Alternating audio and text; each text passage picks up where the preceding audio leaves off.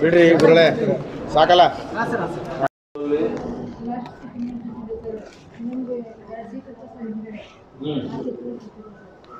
Tax ಬೇಕಲ್ಲ, cruiser ಇತ್ತೇನೋ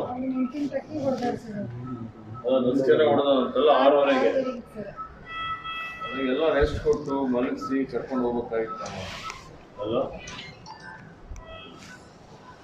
ಎಷ್ಟು ಜನ? 14 ಜನ ಇದ್ದೀರಾ ಅದ್ರಲ್ಲಿ?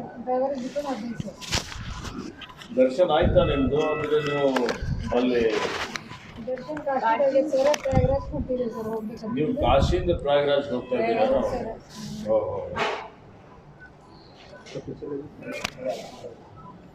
ಆಯ್ತಮ್ಮ, ನಮಗೆಲ್ಲ ಗೊತ್ತಾದ್ಮೇಲೆ ನಾನು ಕಂಟಿನ್ಯೂ ನಿಮಗೆ ಸಂಪರ್ಕದಲ್ಲಿ ಇದ್ದುಕೊಂಡು ಮುಖ್ಯಮಂತ್ರಿಯವರಿಗೆ ಹೇಳಿ ಎಲ್ಲ ವ್ಯವಸ್ಥೆ ಮಾಡಿ ಮತ್ತೆ ನಿಮಗೆಲ್ಲ ಅಲ್ಲಿಂದ ಕರ್ಕೊಂಡು ಬರೋಂಥದ್ದು, ಬೇರೆ ಬೇರೆ ಎಲ್ಲ ರೀತಿಯಲ್ಲಿ ಟ್ರೀಟ್ಮೆಂಟ್ ಕೊಡುವಂಥದ್ದು, ನಿರಂತರವಾಗಿ ಎಲ್ಲ DC ಗೆ SP ಗೆ ಎಲ್ಲ ವ್ಯವಸ್ಥೆ ಮಾಡಿಸ್ತೀನಿ. ಏನು ಗುಣಮುಖರಾಗ್ತೀರಿ, ಏನು ಆತಂಕ ಪಡ್ಕೋಬೇಡ್ರಿ, ಟೆನ್ಷನ್ ಮಾಡ್ಕೋಬೇಡ್ರಿ. ಒಂದು 3 ತಿಂಗಳ ತನಕ ಆರಾಮ್ ಸರಿ ಇರಿ. ಅಲ್ಲಾಡ್ಬಾರ್ದು. ನಿಮ್ಮ ರಿಲೇಷನ್ ಸಿಸ್ಟರ್ ಅಂತ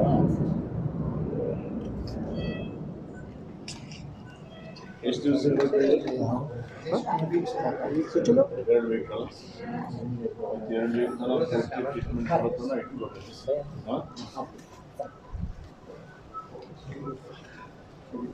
ಎಲ್ಲಿ ಮನೆಯಲ್ಲಿ ನಿಮ್ಮದು? ಇಲ್ಲಿ ಬೀದರಲ್ಲ? ಒರಿಜಿನಲ್ ನೀವು ಬೀದರ್ನವ್ರಲ್ಲ? ಬೀದರ್ನವ್ರೆ. ನಮ್ಮಲ್ಲಿ ಡಾಟಾ ಎಂಟ್ರಿ ಕೊಟ್ಟವರು. ಹೌದಾ? ವೆಟರ್ನರಿ ಯೂನಿವರ್ಸಿಟಿಯಲ್ಲಿ ಸಬ್ ರಿಜಿಸ್ಟ್ರಾರ್ ಆಫೀಸರ್. ಹೇಳಿದ್ದೆ ನೀವು ಫೋನ್ ಮೇಲೆಲ್ಲ ಮಾತಾಡಬೇಕಲ್ಲ. ಫೋನ್ ಮಾಡಿ. ಹೌದಾ?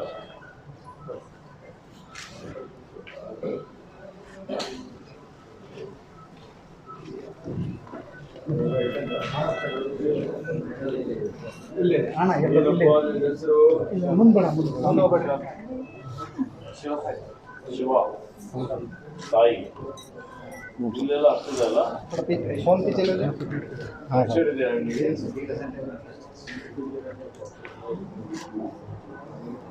ನೀನು ಮಲಗಿದೆಯಾ? ಏನಾಯ್ತು? ಮಲ್ಕೊಂಡಿದ್ದಲ್ಲ ಹಿಂದೆ? ಪಕ್ಕದಲ್ಲೇ ಇದ್ದೀನಿ ನೀನು ಮುಂದಿನ ಸೀಟ್ ಮೇಲೆ.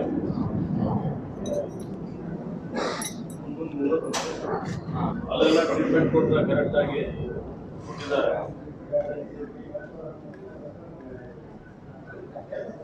ಯಾಕಪ್ಪ, ನಾವೆಲ್ಲ ನಿಮ್ಮ ಜೊತೆಲಿದ್ದು ಚಿಂತೆ ಮಾಡಬೇಡ. ಸ್ಕೂಲಿಗೆ ಹೋಗ್ತೀಯಾ? ಕಾಲೇಜ್ಗೆ 10ನೇ ತರಗತಿನ ಎಂತಿದ್ದಿ? ಎಲ್ಲಿ, ಯಾವ ಶಾಲೆ ನಿಂದು? ವಿಶ್ವವೇದ. ಎಕ್ಸಾಮ್ ಬಂದಲ್ಲ ನಂದು ಮಾರ್ಚಲ್ಲಿ. ಈಗ 9th ಪಾಸ್ ಆಗಿದೆಯಾ ನೀನು?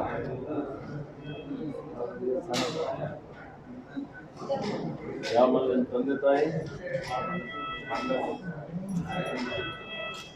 ಬೇಗ ಗುಣಮುಖ ಆಗು. ನಿಮ್ಮ ಹೆಸರು? ಅಲ್ಲ, ಬರೀ ಇಲ್ಲ ಆಗ್ತದಲ್ಲ. ಆರಾಮದ ಈಗ? ನೀವು ಎಷ್ಟು ಜನ ಪರಿವಾರ? ನಿಮ್ಮ ಮನೆಯವರು 4 ಜನ ಹೋಗಿದ್ದಾರೆ. ನಾಟಗೇರಿ ಎಲ್ಲ ಒಂದೇ ಪರಿವಾರದವರು? ಅಷ್ಟು 14 ಎಲ್ಲ ನಾವು ರಿಲೇಷನ್ನೇ ಸರ್ ಎಲ್ಲರೂ ನಮ್ಮ ರಿಲೇಷನ್ನೇ ಸರ್.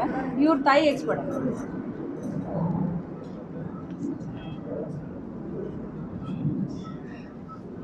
ಭಾಳ ದುಃಖ ಆಯ್ತಮ್ಮ. ಅದಕ್ಕೆ ನಾವೆಲ್ಲ ಸರ್ಕಾರ ನಿಮಗೆ ತರೋದವ್ರಿಗೆ ಕರ್ಕೊಂಡ್ಬರೋದೆಲ್ಲ ವ್ಯವಸ್ಥೆ ಮಾಡಿದ್ವಿ.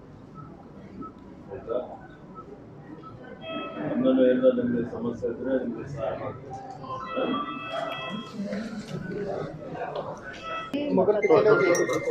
ಮೂರು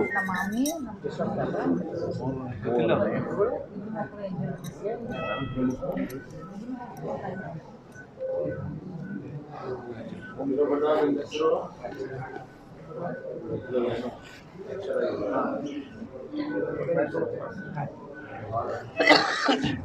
ಸರ್ಜರಿ ಮಾಡಿ these investigations ಎಲ್ಲ ಬಂದಿದ್ದು ಸರ್. ಒಂದು ಅನೆಸ್ಥೆಷಿಯಾ ಕ್ಲಿಯರೆನ್ಸ್ ಆಗಿತ್ತು. ಏನದ ಇನ್ನ ನೋವುದಾ ಎಲ್ಲಿ ನೋವುದೇನು ಈಗೆಲ್ಲ ಊಟ ಅಲ್ಲ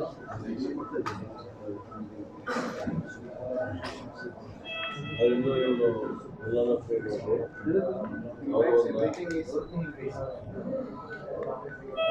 ಅದು ಚಾರ್ಜಸ್ ಬೇಡ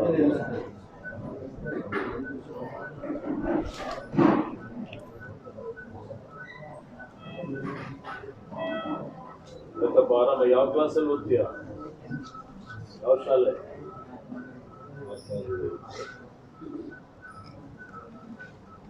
ಆರಾಮಾಯ್ತು ಧೈರ್ಯ ಎಂದಿರು ಅವಳದ್ರ ಜೊತೆಲಿ ಅಣ್ಣ ತಂಗಿನ ಹುಡುಗಿ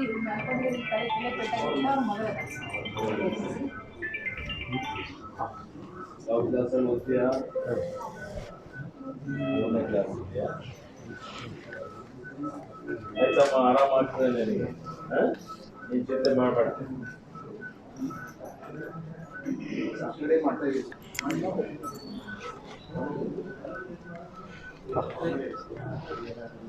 ಯಾವ್ದಾರ ಮಕ್ಕಳು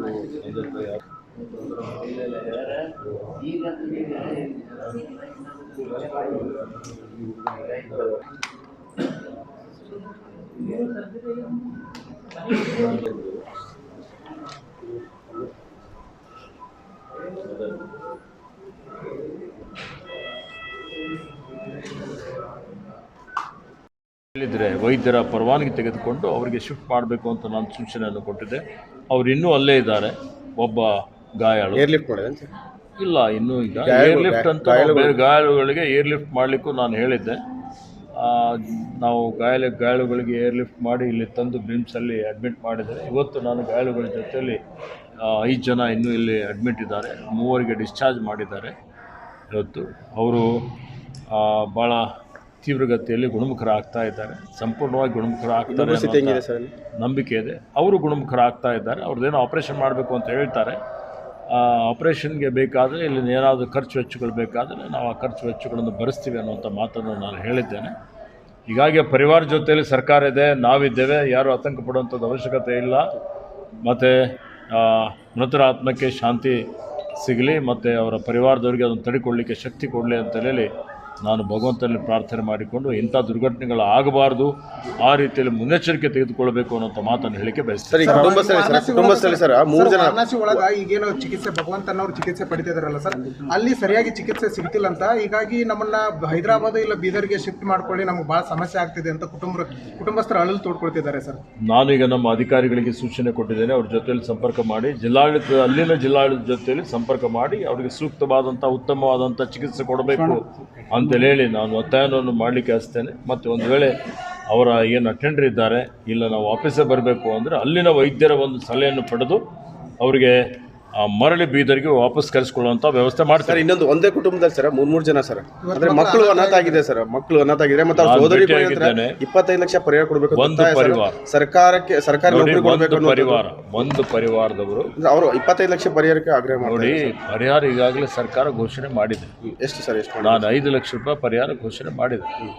ಈಗ ಯಾರು ಇವತ್ತು ಅವರಿಗೆ ತಂದೆ ತಾಯಿಗಳನ್ನು ಕಳೆದುಕೊಂಡಿದ್ದಾರೆ, ಅನಾಥರಾಗಿದ್ದಾರೆ, ಅಂಥ ಮಕ್ಕಳಿಗೆ ಅವರ ಶಾಶ್ವತವಾದಂಥ ಅವರಿಗೆ ಮುಂದೆ ತೊಂದರೆ ಆಗದ ರೀತಿಯಲ್ಲಿ ಅವರ ಶಿಕ್ಷಣಕ್ಕೆ, ಅವರ ಆರೋಗ್ಯಕ್ಕೆ, ಅವರ ಬೆಳವಣಿಗೆಗೆ ಇವತ್ತೇನು ಸಹಕಾರ ಆಗಬೇಕು ಅಂತೇಳಿ ಅದ್ರ ಬಗ್ಗೆ ನಾನು ಚಿಂತನೆ ಮಾಡಿ ಸರ್ಕಾರ ಜೊತೆಯಲ್ಲಿ ಮಾನ್ಯ ಮುಖ್ಯಮಂತ್ರಿಗಳ ಜೊತೆಯಲ್ಲಿ ಚರ್ಚೆ ಮಾಡ್ತೇನೆ. ನಾನು ವೈಯಕ್ತಿಕವಾಗಿ ಸಹಾಯ ಮಾಡ್ತೇನೆ. ಸರ್ ಕುಟುಂಬದ ಮನೆಗೆ ಭೇಟಿ ಕೊಡ್ತೀನಿ.